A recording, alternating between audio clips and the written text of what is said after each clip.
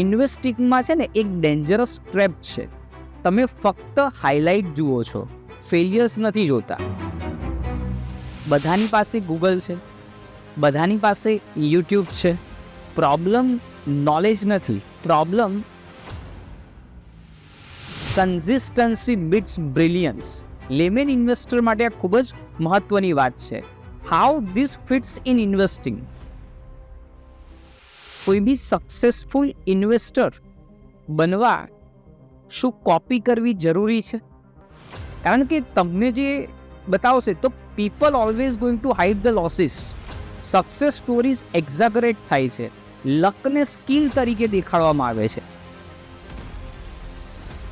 કે શું દરેક માણસ વોરન બફેટ કેમ બની નથી શકતો?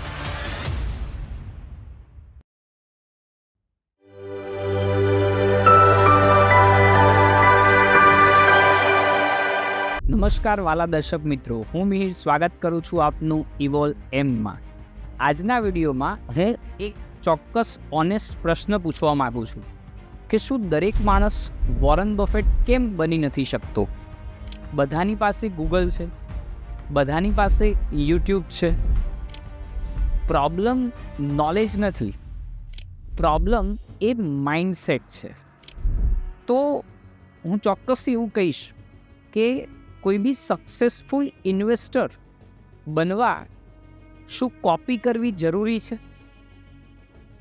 લેટ્સ સે જો કોઈ બાળક હમણાં ક્રિકેટ રમવાનું શરૂ કરતો હોય અને શીખ્યો હોય તો શું એ ફક્ત વિરાટ કોહલીના વિડીયો જોઈને તેની શોટ્સ નકલ કરીને એક મહાન ક્રિકેટર બની શકશે? કદાચ જવાબ છે ના. કારણ કે આપણે જે કોહલીની કવર ડ્રાઈવ જોઈએ છે એ ફક્ત અને ફક્ત એક રિઝલ્ટ છે.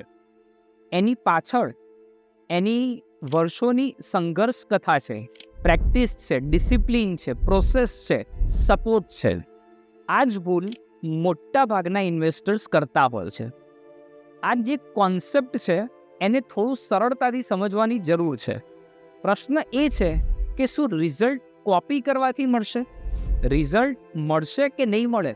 કારણ કે દરેક ઇન્વેસ્ટરની કેપેસિટી, પેશન્સ, રિસ્ક ટોલરન્સ એ ટાઈમ હોરાઇઝન પ્રમાણે અલગ અલગ હોય છે.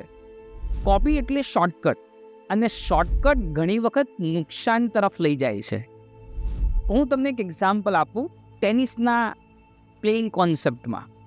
હોવર્ડ માર્ક નામના વર્લ્ડ ક્લાસ ઇન્વેસ્ટરે એક સરસ મજાનું એક્ઝામ્પલ આપ્યું છે કે જે ટોપ ટેનિસ પ્લેયર્સ હોય એમની સ્ટ્રેટેજી શું હોય?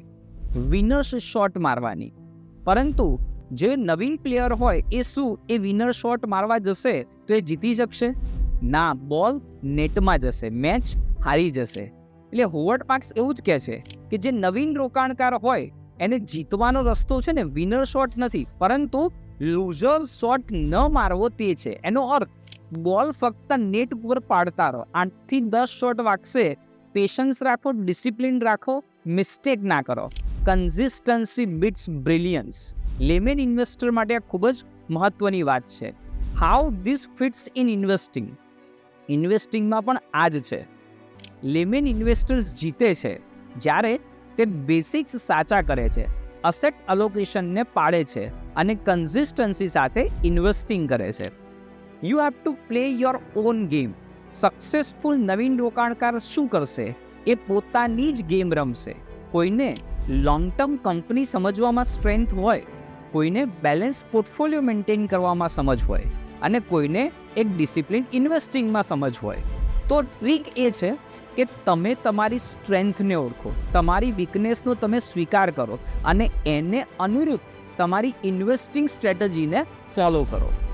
People always going to hide the losses. Success stories exaggerate થાય છે, લકને સ્કિલ તરીકે દેખાડવામાં આવે છે. સો ઓલવેઝ યાદ રાખજો, જે ગ્રેટ ઇન્વેસ્ટર્સ છે ને એ વિનિંગ હિટ્સ કરશે, બટ જે સક્સેસફુલ રિટેલ ઇન્વેસ્ટર્સ હશે ને એમનું કામ એક જ છે, મિસ્ટેક્સને અવોઇડ કરવી. કોપી નહીં, ક્લેરિટી જોઈએ. સ્પીડ નહીં, કન્સિસ્ટન્સી જોઈએ.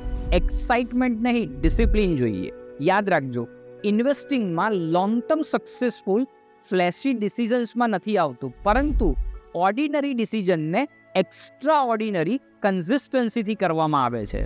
ચાર્લી મંગરે આ પર્ટિક્યુલર કોન્સેપ્ટ માટે બહુ સરસ મજાની વાત કરી છે. The big money is in not buying or selling but it is in waiting. જો તમને ઇન્વેસ્ટિંગ માઇન્ડસેટ અને રિયલ લાઈફ ફાઇનાન્સ સમજવી હોય ગુજરાતી ભાષામાં, તો અમારી આ ચેનલ સાથે ચોક્કસથી જોડાયેલા રહેજો, જેનું નામ છે ઇવોલ્વ એમ.